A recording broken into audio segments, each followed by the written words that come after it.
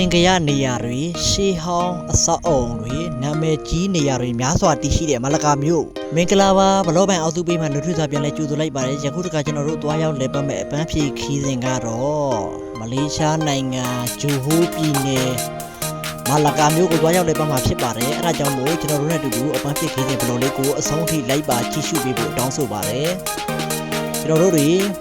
မလေးရှားနိုင်ငံဂျိုဟိုးမြို့ကနေမလကာမြို့ကိုသွားရောက်လည်ပတ်မဲ့ဆိုရင်တော့ကြာချိန်3နာရီရွယ်မောင်းရပါတယ်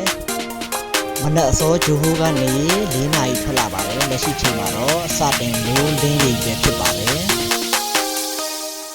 ကျွန်တော်တို့တွေကအမြဲတမ်းဆက်ရောက်လုပ်ငန်းလုပ်နေရတဲ့အတွက်တစ်ခါတည်းရက်ရှိလို့ပိတ်တဲ့ခါမှာပေးမတဲ့ခါတွေပါယခုလိုမျိုးခီးထွက်ခြင်းပဲဖြစ်ပါတယ်ဒါကတော့ highway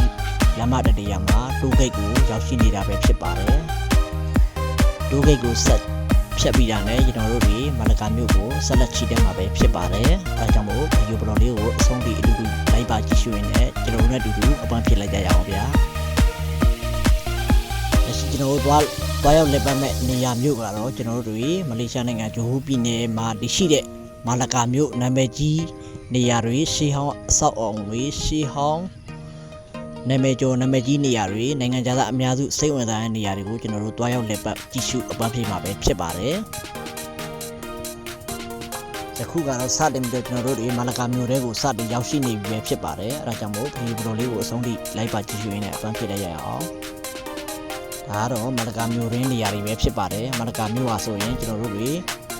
ရှေးဟောင်းအကြောင်းအရာတွေများစွာသိရှိပါတယ်။ဒါကတော့စတင်ရောက်ရှိနေပြီပဲဖြစ်ပါတယ်။တို့တွေစတင်ရောက်ရှိတဲ့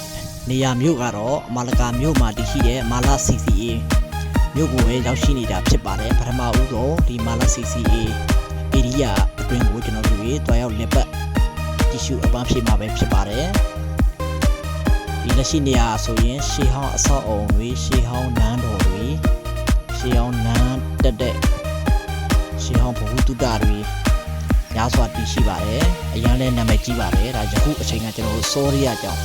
လူသိပ်မတွေ့ရပါညဘက်တွေမှာဆိုရင်လည်းညာသေးရန်လေးနဲ့အတူမီးအောင်ဆုံးလေးနဲ့အတူနိုင်ငံခြားသားအများစုစီစီကားလာရောက်လည်ပတ်ကြတယ်လို့လည်းသိရှိရပါတယ်